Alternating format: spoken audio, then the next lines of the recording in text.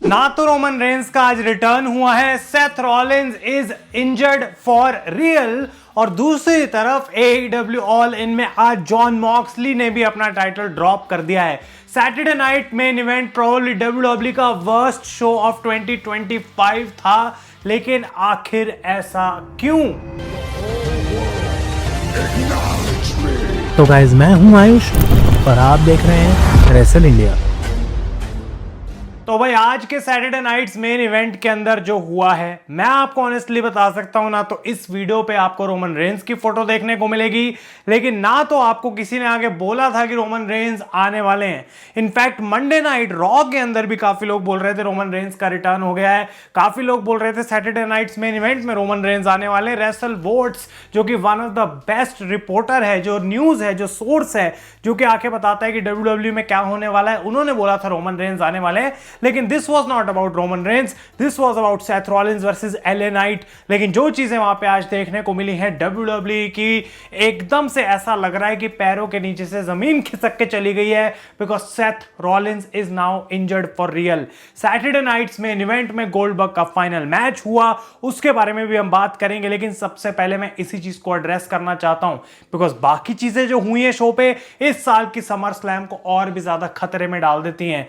Probably वही नहीं है, आई थिंक सेम जो सेथ रॉलिंस ने उस हाउस शो में केन के अगेंस्ट इतने सालों पहले 2015 में इंजर्ड की थी, और वो नी जो कि रेसलमेनिया 40 में कोडी रोड्स के शील्ड बनने के चक्कर में इतने टाइम से वो सर्जरी अवॉइड करते करते करते करते फाइनली एक ऐसे पॉइंट पे पहुंचे थे कि Seth Rollins became the mister money in the bank.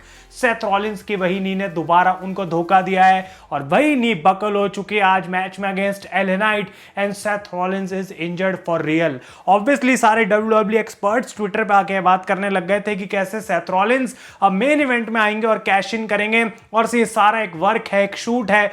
लेकिन उसी समय वीडियोस आने लग गए कि सेथ रॉलिंस को डॉक्टर्स पीछे लेके जा रहे हैं, and this injury is real, report करता है अब फाइटफुल और PW इनसाइडर। तो इस मैच के अंदर हमें जो देखने को मिला, सेथ रॉलिंस एक मून सॉल्ट लगाने वाले थे स्प्रिंग बोर्ड होके, और उनकी नी बकल होती है और डॉक्टर इमीडिएटली वहां पे आ जाता है। LA नाइट फटाफट से इस मैच को खत्म करते हैं, और ना ही सिर्फ इतना, एक BFT लगा के सेथ रॉलिंस को वो पिन भी कर चुके हैं। This is unbelievable. बहुत सारे लोग अभी बैठ के ऑल इन लिखेंगे कमेंट्स में, भाई उसका रिव्यू आपको मिलेगा कल आफ्टर एवोल्यूशन। वो मैंने शो देखा नहीं है, ऊपर से थोड़ा देखा है, बहुत मस्त है, मुझे पता है काफी लंबा भी है, अच्छे से मैं देखूंगा उसको और आपके लिए रिव्यू डेफिनेटली उसका मैं लेके आऊंगा। बट जो मैं बात बोल रहा हूं यहाँ पे, सेथ रॉलिंस इंजर्ड हो गए हैं, और जितने लोगों को भी लग रहा था कि यहाँ पे रोमन रेंस का रिटर्न होगा, हमको मे भी कुछ दिनों में पता लग जाएगा if Roman Reigns was back stage, या यहाँ पे रिटर्न होना भी था या फिर नहीं होना था। लेकिन रोमन रेंस का कोई नामो निशान नहीं है, और सेथ रॉलिंस की ये इंजरी बिल्कुल रियल है। ये सबसे बड़ा शॉकिंग चीज है जो कि आज हमें देखने को मिली। अनफॉर्चुनेटली WWE को अब दोबारा अपने सारे प्लान्स चेंज करने पड़ेंगे, बिकॉज यहाँ पे सेथ रॉलिंस अब मनी इन द बैंक भी होल्ड करते हैं। समर स्लैम के around CM punk and Roman Reigns, तो WWE के बड़े ऐसे सुपरस्टार्स हैं जिनकी स्टोरी लाइन सारी सेथ रॉलिंस के अराउंड ही चल रही थी, और अब सेथ रॉलिंस ही अवेलेबल नहीं है, तो आखिर रोमन रेंस और CM पंक समर स्लैम में क्या करेंगे? इस first ever 2 night summer slam में आखिर क्या होगा? बिकॉज जेली रोल और रैंडी ऑर्टन की टीम तो समर स्लैम की टिकटें नहीं बेचने वाली है, और ना ही लोग उसके अंदर इंटरेस्टेड है। आई डोंट नो कि आज कैसे हमारे इंडियन रेसलिंग कम्युनिटी इस पूरी चीज को कवर करेगी कि रोमन रेंस जो है वो आज इस शो के अंदर नहीं आए हैं, और फिर से जो है यहाँ पे रोमन रेंस की हाइप इंडियन ऑडियंस के सामने अब इनफ नहीं रह जाएगी, बिकॉज रोमन रेंस की इसमें क्या गलती है अगर सेथ रॉलिंस इंजर्ड हो गए हैं? हमको नहीं पता कि रोमन रेंस वहां पे थे या फिर नहीं थे, लेकिन इसके अलावा भी WWE टोटली गिव अप करके आई थी आज इस शो के अंदर। सैटरडे नाइट मेन इवेंट नहीं, सैटरडे नाइट एड्स का इवेंट था ये, बिकॉज हर कुछ मिनट बाद एड पे एड पे एड पे एड आ रही थी इसके अंदर, और लोग परेशान हो गए थे कि इतनी सारी कमर्शियल्स, इनफैक्ट इतनी कमर्शियल्स कि गोल्डबर्ग की रिटायरमेंट स्पीच भी WWE ने एड के अंदर काट दी। शो खत्म हो गया और हमें कभी ढंग से सुनने को नहीं मिला। शो ऑफ एयर चला गया। उसके बाद कोडी रोड्स ने आके वहां पे स्पीच दी, वो कभी शो में एयर नहीं हुआ और WWE ने बिल्कुल बेकार तरीके से इसको एग्जीक्यूट करा है। आई डोंट नो किसको ब्लेम करेंगे, क्या होगा क्या नहीं होगा, लेकिन डेफिनेटली यहां पे वो चीजें हुई हैं जो कि एक्सपेक्ट नहीं की जाती हैं एक WWE के एक्चुअल शो में जो इतने बड़े स्केल पे एयर हो रहा है। फटाफट से शो के रिजल्ट्स के बारे में बात कर लेते हैं, बिकॉज जो एक्सपेक्टेशंस थी वो पूरी पानी में जा चुकी है।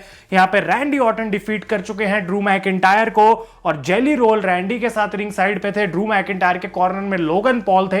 इन दोनों के बीच में आपस में थोड़ी बज रही थी मैच में, लेकिन आफ्टर द मैच देखने को मिलता है रैंडी ऑर्टन जीतते हैं एक RKO लगा के। ड्रू मैकिंटायर की क्लेमोर किक लगती है जहां पे रैंडी ऑर्टन बॉटम रोप पे अपना पैर रख के बच जाते हैं, लेकिन ड्रू को उन्होंने हरा दिया और मैच के बाद लोगन पॉल रैंडी ऑर्टन को एक पंच मारते हैं और उसके बाद ड्रू मैकिंटायर जेली रोल को एक किक मारते हैं, क्लेमोर किक, और बैकस्टेज जाकर रैंडी ऑर्टन जेली रोल को कन्फ्रंट करते हैं और ये RK रोल की अब टीम बन चुकी है जो लोगन पॉल और ड्रू मैकिंटायर से लड़ेगी समर स्लैम में।